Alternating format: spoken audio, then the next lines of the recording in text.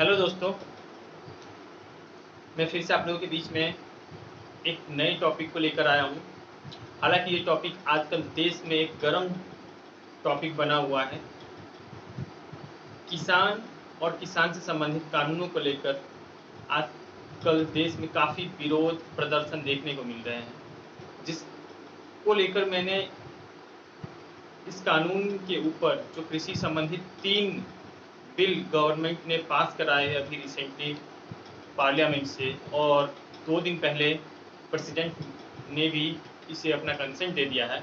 और अभी आज जब मैं ये वीडियो बना रहा हूँ, ये कानून हमारे देश में लागू हो चुका है। अभी तक वैसे कि गवर्नमेंट नोटिफिकेशन अभी तक नहीं करा है उसको लेकर, लेकिन प्रेसिडेंट के साइन होने के साथ ही कानून का बन जाना माना जाता है। तो अभी हमारे देश में कृषि संबंधित 3 कानून जो सरकार ने अभी रिसेंटली बनाया है, वो अभी कानून बन के तैयार है, हमारे देश में बन चुका है।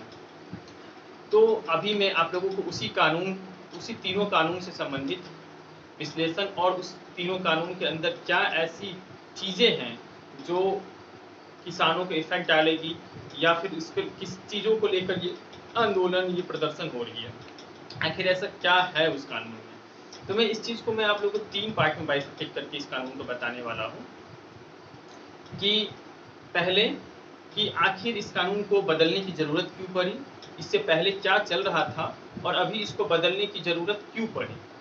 दूसरा, बदलाव आखिर हुआ क्या है, पहले क्या था और अभी क्या हो गया है, और जो बदल चुका है उसका इफेक्ट क्या पड़ने वाला है, उसके रिजल्ट क्या आने वाले हैं।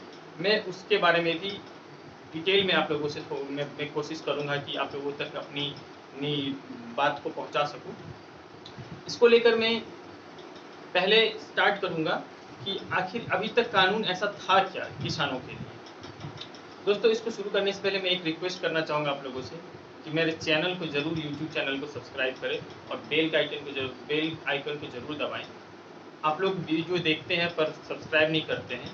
यदि आप लोगों को कुछ खामियां लगती है हमारे वीडियो में तो हमें कमेंट बॉक्स में ज़रूर बताया कीजिए, और यदि पसंद आती है तो प्लीज़ सब्सक्राइब ज़रूर किया कीजिए। तो चलिए हम चलते हैं इस कानून के पहले पहलू पर कि आखिर अभी तक कानून था क्या देश में। तो हमारे देश में 2003 में एपीएमसी एक्ट लाया गया था, जो किसानों को सही प्लेटफॉर्म देने के लिए लाया गया था, ताकि किसान अपने प्रोडक्शन को एक सही प्लेटफॉर्म पर उचित दाम पर बेच सके। क्या था कि जब देश हमारा आज़ाद हुआ उस टाइम से किसानों का हमेशा ही शोषण होता आया है। जो बड़े जमींदार लोग थे वो एक मीडियम स्मॉल टाइप फार्मर की काफ़ी शोषण किया करते थे। हमारे देश में अभी भी 86% मीडियम एंड स्मॉल फार्मर्स। उनके पास सबसे बड़ी प्रॉब्लम ये होती थी कि उनको फसल उपजाने के लिए जो उनकी लागत होती थी वो नहीं होती थी। पैसे की कमी की वजह से वो क्या करते थे, जो बड़े ज़मींदार थे, जो पूंजीपति थे, उनसे वो पैसे कर्ज लेते थे अपने फसल उगाने के लिए।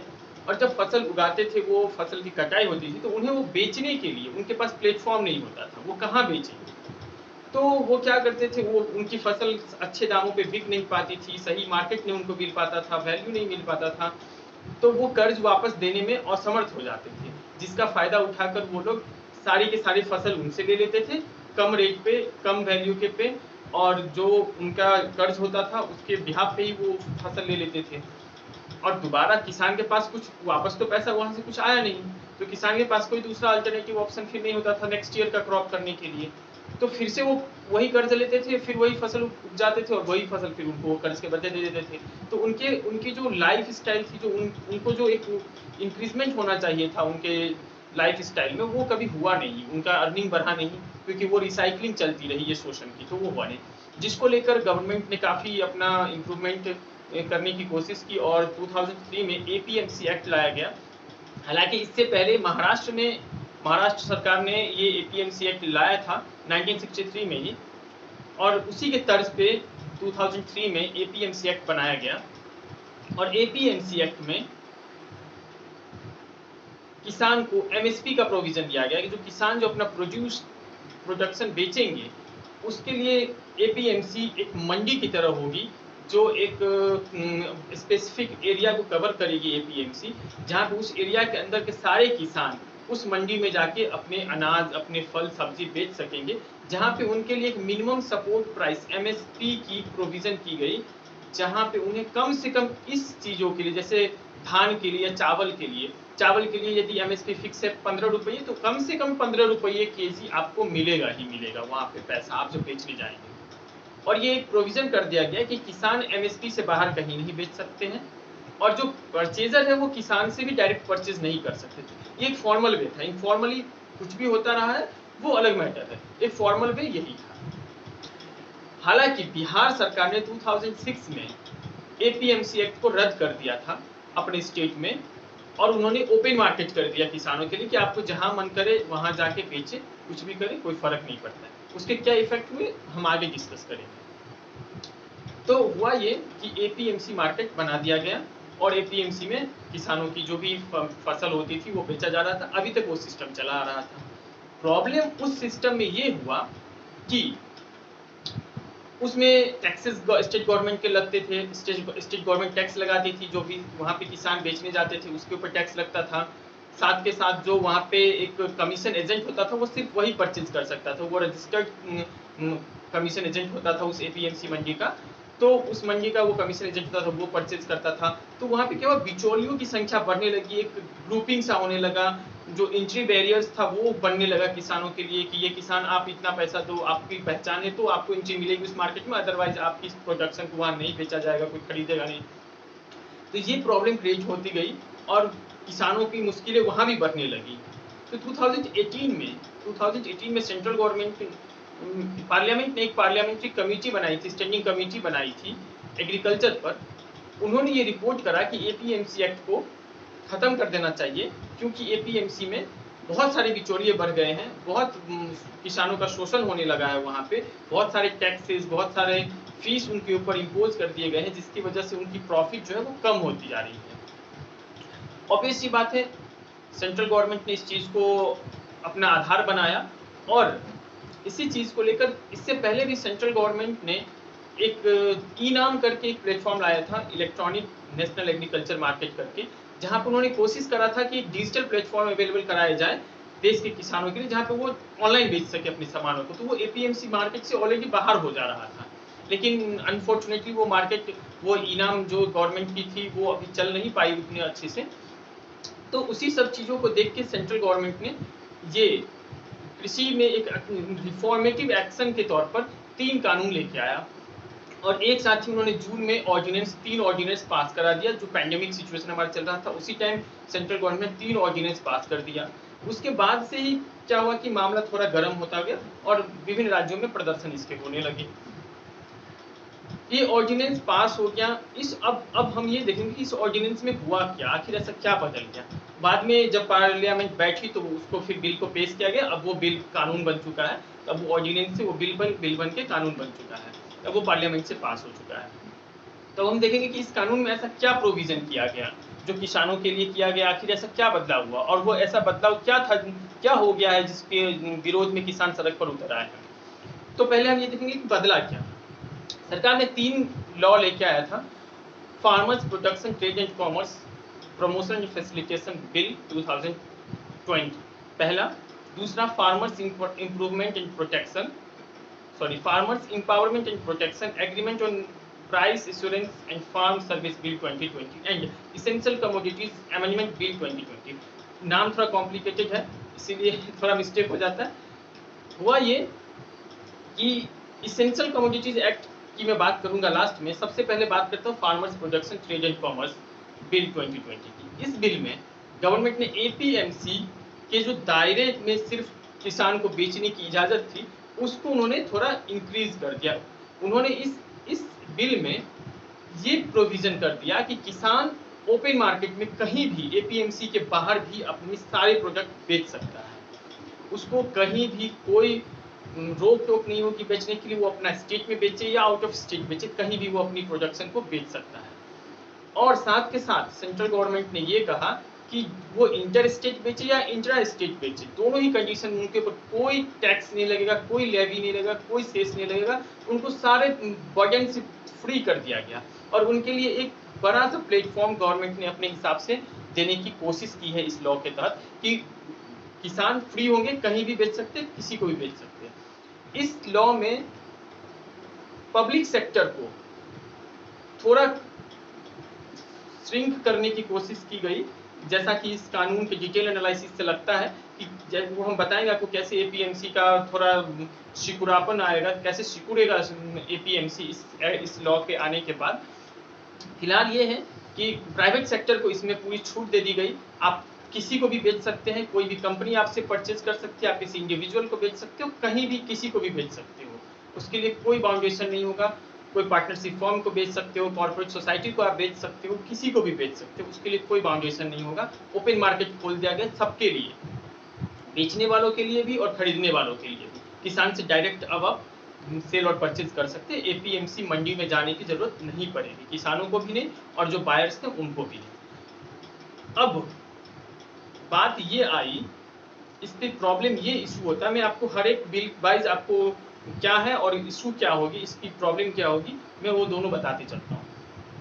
इस बिल के आने के बाद प्रॉब्लम ये क्रिएट होगी कि जैसे कि टैक्स फ्री कर दिया गया, सब कुछ फ्री कर दिया गया है, तो स्टार्टिंग में ऐसा हो सकता है कि कॉर्पोरेट सेक्टर जो आएंगी इस चीज को परचेज करने के लिए, जो प्राइवेट सेक्टर आएगी इस चीज को परचेज करने के लिए, तो जैसा कि गवर्नमेंट ने कहा है कि हम एपीएमसी स्टार्ट रखेंगे, एपीएमसी नहीं बंद हो रहा है, एमएसपी का प्रोविजन एपीएमसी में सिर्फ दिया गया है, इस लॉ में एमएसपी का कोई प्रोविजन नहीं है। किसानों की यही मांग है कि एमएसपी का प्रोविजन इस कानून में होना चाहिए। सरकार ओरली कह रही है कि हम ऐसा होने नहीं देंगे, एमएसपी खत्म नहीं होगी, लेकिन वो अलग बात है। किसानों की यही मांग है कि आप कानून में लिख दीजिए, हमें भरोसा हो जाएगा कि एमएसपी नहीं खत्म होगा। और एमएसपी खत्म ना खत्म होने की बात क्यों है वो मैं बता रहा हूँ। जैसे ही प्राइवेट मार्केट खुलेगा, किसान को इजिली यहाँ वहाँ पे एक्सेस मिलेगा, किसान धीरे धीरे क्योंकि उनके पास उनको टैक्स भी नहीं लग रहा है, उनके काफी कमीशन बच रहे हैं। यदि एपीएमसी में 15 रुपया किसी चीज का एमएसपी और हमें 15 रुपये में बेचना पड़ रहा है, और वहाँ पे कमीशन काट के हमें यदि 12 रुपया मिल रहा है सारा खर्च काट के, और यदि ओपन मार्केट भी हमें 15 रुपये में ले रही है और वहाँ पे हमें 15 का 15 बच रहा है, तो ऑब्वियसली जो फार्मर्स है वो मूव करेंगे वहाँ पे। स्टार्टिंग पीरियड में फार्मर्स को कुछ बेनिफिट होगा क्योंकि एपीएमसी पैरेलल में अभी खड़ा है हमारा, ठीक है। लेकिन जैसे जैसे फार्मर्स जो है वो शिफ्ट कर जाएंगे प्राइवेट सेक्टर की तरफ, और जो बायर्स, जो कमीशन एजेंट, जो रजिस्टर्ड कमीशन एजेंट एपीएमसी में थे, उनके पास परचेज करने के लिए वो क्रॉप होगी नहीं, फसलें नहीं होगी, तो वो भी क्या करेगा, धीरे धीरे अपना प्राइवेट मार्केट में अपने आप को स्टैब्लिश कर लेगा और प्राइवेट तौर पे वो परचेज करने लगेगा। एपीएमसी मार्केट की वैल्यू धीरे धीरे कम होती चली जाएगी क्योंकि किसान वहां जाना नहीं शुरू करेंगे। कॉर्पोरेट पॉलिसी ऐसा बन सकता है कि धीरे धीरे स्टार्टिंग में तो कॉर्पोरेट पॉलिसी एक एमएसपी के प्राइस को मेंटेन रखेगी क्योंकि उनके पैरेलल में एपीएमसी खड़ा है, लेकिन जैसे जैसे सारा किसान शिफ्ट हो जाएगा फार्म प्राइवेट सेक्टर की तरफ और एपीएमसी का दायरा घट के एकदम कम हो जाएगा, काफी कम हो जाएगा, उनकी एक डिमांड, एक उनका सप्लाई का सब कम हो जाएगा। उस कंडीशन में फिर एक प्राइवेट सेक्टर क्या करेगी कि धीरे धीरे एमएसपी लेवल से भी नीचे अपने प्राइस को कर देगी। यदि ऐसा करती है तो कर सकती है, करेगी नहीं करेगी इस बात की कोई गारंटी तो नहीं है, वो ऐसा कर सकती है। यदि वो ऐसा कर दिया उस टाइम किसान के पास कोई ऑप्शन नहीं बचेगा, क्योंकि वो वहां भी नहीं जा सकता है बेचने के लिए, क्योंकि एपीएमसी में तो पहले तो ये था कि आप सिर्फ एपीएमसी से ही खरीद सकते हैं।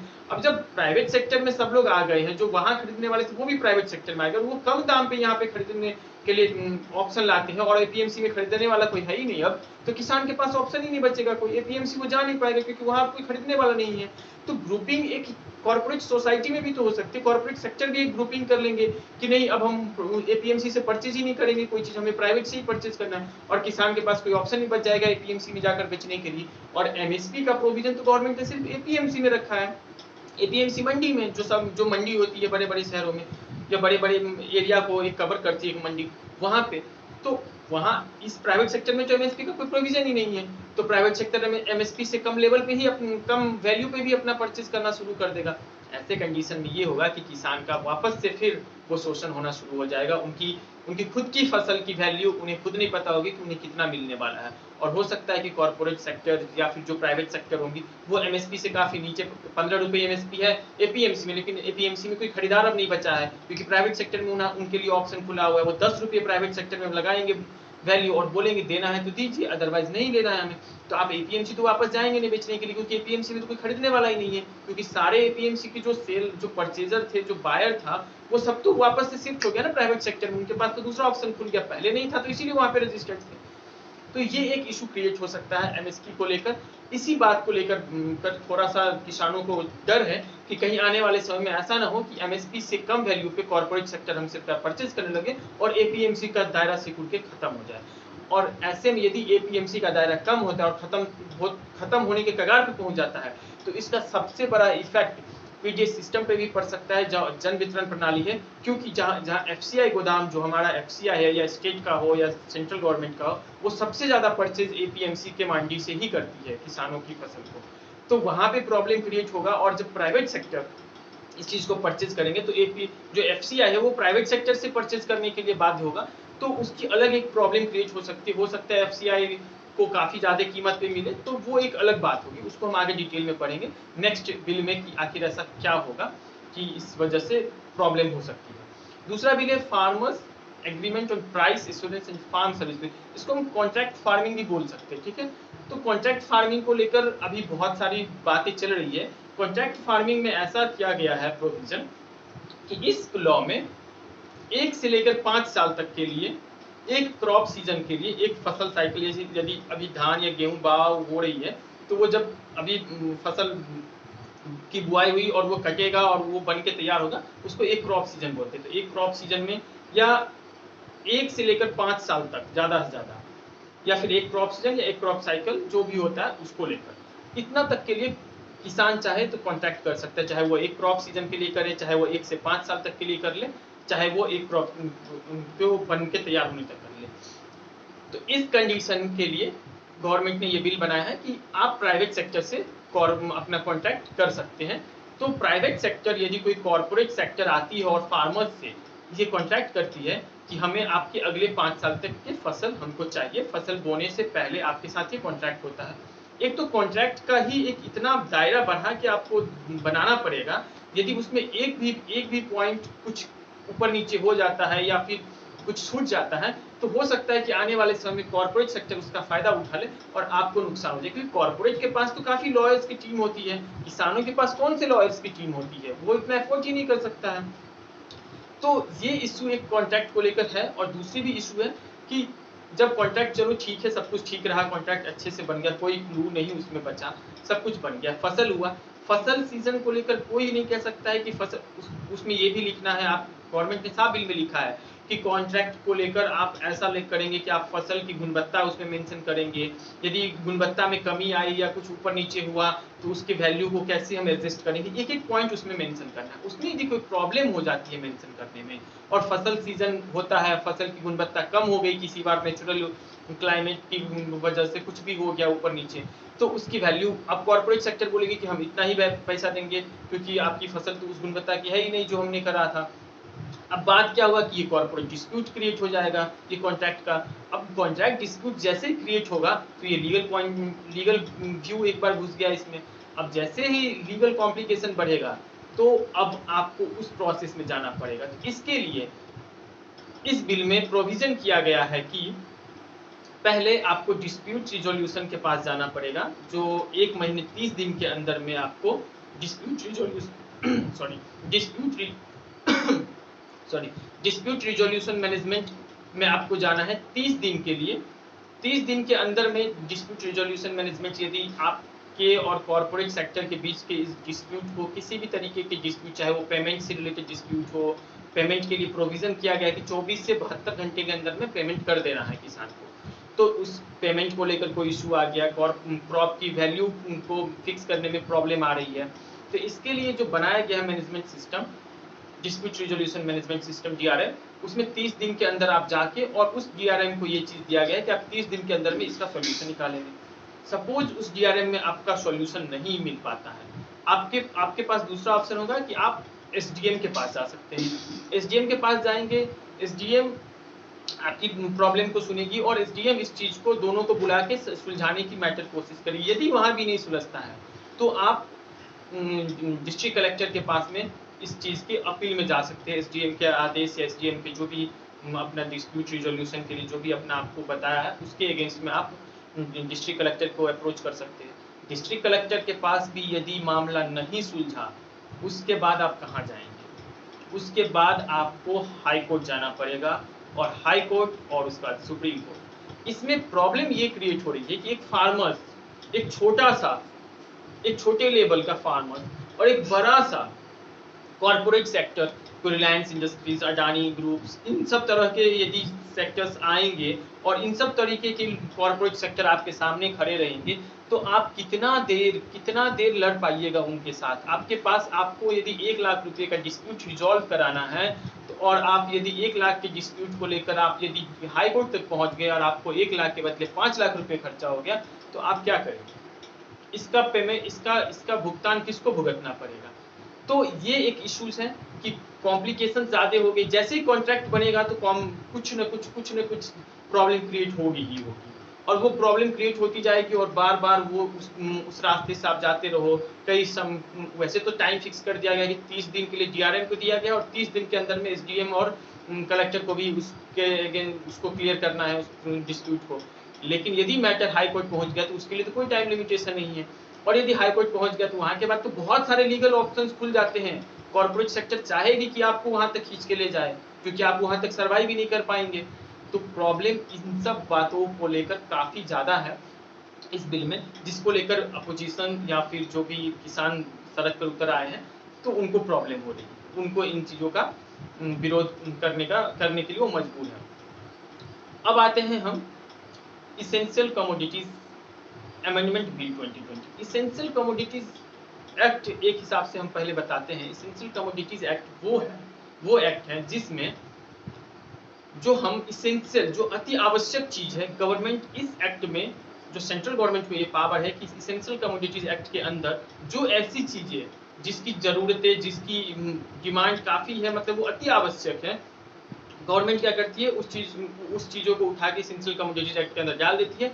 उससे क्या होता है, सप्लाई पे, स्टॉक पे, प्राइस पे सेंट्रल गवर्नमेंट की पूरी पावर आ जाती है, उसके अंदर में आ जाता है, सेंट्रल गवर्नमेंट के कंट्रोल में आ जाता है। अभी रिसेंटली मैं आपको बता दूं कि जब कोरोना का भी चल रहा था बहुत ज्यादा बीच में, तो सेंट्रल गवर्नमेंट ने सैनिटाइजर्स, मास्क, इन सबको उन्होंने इसेंशियल कमोडिटीज एक्ट के अंदर उठा के डाल दिया था, जिसको लेकर, जिसके बाद कई जगह छापेमारी भी शुरू हो गई कि कोई सैनिटाइजर का स्टॉक न रख रहा हो, कोई मास्क का स्टॉक नहीं रख रहा हो।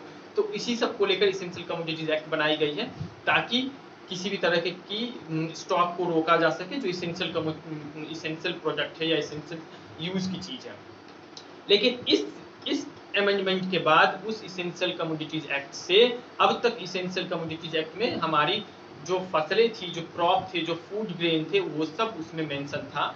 लेकिन अब वो इसेंशियल कमोडिटीज एक्ट से बाहर कर दिया गया है, जिसको लेकर भी एक मतलब लोगों में एक अंदेशा है कि इसके वजह से, इस अमेंडमेंट के बाद काला बाजारी की संभावनाएं बहुत अधिक है।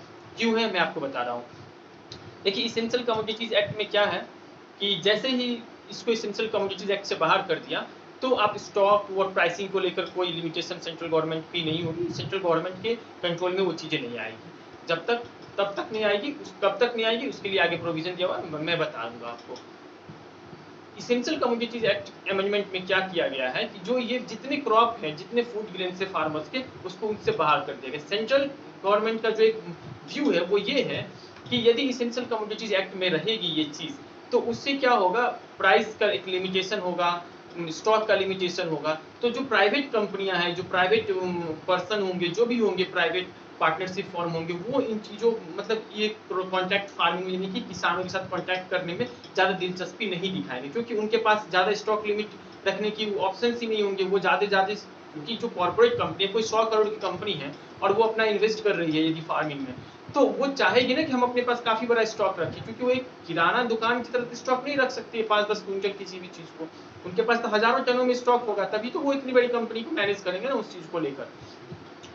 तो इसीलिए उसको कमोडिटीज एक्ट से बाहर निकाल दिया गया, और सरकार का मानना है कि यदि इसको हटा दिया जाएगा तो कॉर्पोरेट सेक्टर आएंगी, थोड़ी सी वैल्यू बढ़ेगी, और वैल्यू बढ़ेगी तो किसानों को बेनिफिट होगा इस चीज़ का।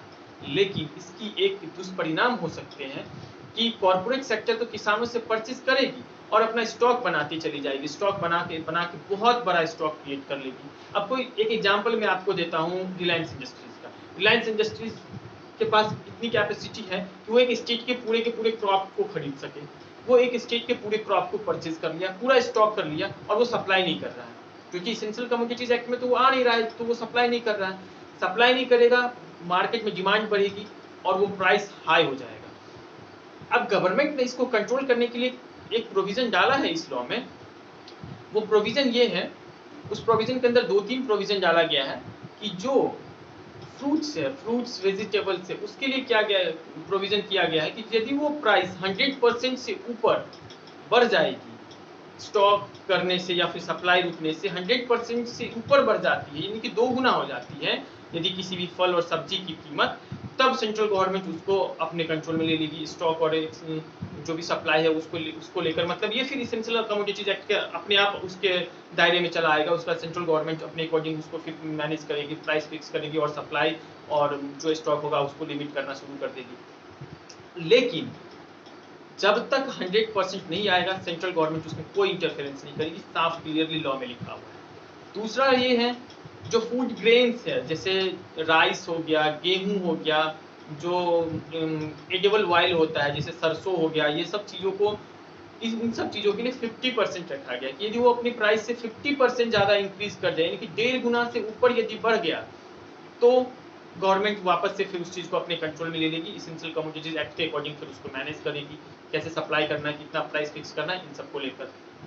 तीसरी कंडीशन और ये है कि कोई बहुत बड़ा आपातकाल है देश में, इमरजेंसी है, वार की नौबत आ चुकी है, इन सब कंडीशंस में कोई नेचुरल बहुत बड़ा जैसे भी कोरोना काल में हुआ है, इन सब तरह की यदि कोई सिचुएशन आती है तो गवर्नमेंट इन सारी चीज़ों को वापस से इसी इसेंशियल कमोडिटीज एक्ट के अंदर अपने आप वो शिफ्ट हो जाएगा और वो फिर उसके अकॉर्डिंग मैनेज करेगी, सेंट्रल गवर्नमेंट को के कंट्रोल में सब चीज़ आ जाएगी। चाहे वो किसी कंपनी के पास कितना भी स्टॉक हो, वो सेंट्रल गवर्नमेंट के अकॉर्डिंग वो मैनेज करेगी, उसको क्या क्या करना है नहीं करना है। इस बात में एक कॉर्पोरेट सेक्टर के लिए और किसानों के लिए मैं दोनों के लिए एक बाइफर्केशन बता देता हूँ।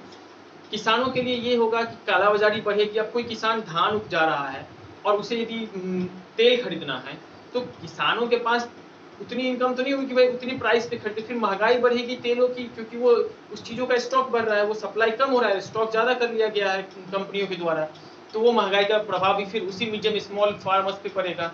पहली बात। दूसरी बात, कॉर्पोरेट सेक्टर के लिए क्या है कि वो स्टॉक बढ़ाने में नहीं भी दिलचस्पी रख सकती है। रीजन, क्योंकि एक्सपोर्ट और इंपोर्ट का जो लॉ है वो इससे अलग लॉ है और उसके लिए सेंट्रल गवर्नमेंट अलग अलग तरीके से अलग अलग समय पे अपना उसमें बदलाव करती रहती है। अभी एक्सपोर्ट को यदि गवर्नमेंट रोक दे कि आप फूड ग्रेन्स की एक्सपोर्ट नहीं कर सकते हैं बाहर, और इधर कंपनी ने स्टॉक काफी बड़ा कर लिया, हजारों टनों का स्टॉक है उनके पास, लेकिन उस चीज की एक्सपोर्ट पे पाबंदी लगी हुई है, तो कंपनी क्या करेगी फिर उस चीज का? फिर तो कंपनी के लिए लॉसेज आएगा। तो हो सकता है कि कंपनी फिर अपनी दिलचस्पी ना दिखाए इन चीजों में। तो दोनों तरफ से कुछ न कुछ अच्छी बातें और कुछ न कुछ बुरी बातें हैं। दोनों ही चीजों की संभावनाएं हमेशा बनी रहती हैं और बनी रहेगी, लेकिन आगे होगा क्या वो तो समय बताएगा। तो गवर्नमेंट का ये व्यू है कि इसे फ्री कर देने से, इसेंशियल कमोडिटी एक्ट से बाहर निकाल देने से प्राइस बढ़ेगी तो प्रॉफिट ऑब्वियसली किसानों को भी मिलेगा इसका, क्योंकि जो कंपनियां हैं वो ज़्यादा दिलचस्पी दिखाएगी क्योंकि उनके पास स्टॉक काफ़ी ज़्यादा करने की छूट होगी। और इसमें किसी भी स्टेज पे स्टॉक करने की छूट दी गई है, चाहे जो बायर है जो डायरेक्ट किसान से बाय करेगा वो भी स्टॉक कर सकता है कितना भी, या फिर उसके ऊपर वाला जो सप्लायर है वो भी स्टॉक कर सकता है कितना भी, या फिर जो पैकेजिंग करने वाली है वो भी स्टॉक कर सकता है पैकेज करके कितना भी। तो उसके लिए कोई किसी भी स्टेज पे लिमिटेशन है, कितना भी कर सकता है। उसको कब हटाया जा सकता है, मैंने तीनों कंडीशंस बता दिया आपको। तो अब यही टॉपिक आपको देखने को मिलेगी रिसेंटली आने वाले एग्जाम में कि क्या है इस लॉ के अंदर, क्या नहीं है इस लॉ के अंदर। तो मैंने आपको तीनों चीज़ों का प्रॉफिट और नुकसान बता दिया है। इसमें यदि आप लोगों को कोई भी कंफ्यूजन हो तो डेफिनेटली आप हमें पूछिएगा, क्योंकि आने वाले समय के लिए एक बहुत ही हॉट टॉपिक है जो हर एग्जाम में आने वाला, चाहे जुडिशरी का एग्जाम हो चाहे सिविल सर्विसेज का एग्जाम हो, डेफिनेटली आएगा इससे रिलेटेड क्वेश्चन। और आपको कुछ डिटेल एक्सप्लेनेशन और चाहिए स्टेप बाय स्टेप, क्योंकि इसकी काफ़ी 3 लॉ है, काफ़ी बड़ा लॉ है, इसका काफ़ी लंबा लेक्चर बन सकता था। मैंने शॉर्ट में बताने की कोशिश की, फिर भी शायद लगभग आधे घंटे के आसपास का वीडियो बन गया है। तो आप लोग इस वीडियो को पूरा देखिए और इस वीडियो को देखने के बाद हमें लाइक और कमेंट करके बताइएगा कि वीडियो कैसा लगा, और सब्सक्राइब जरूर कर लीजिए। Thank you so much.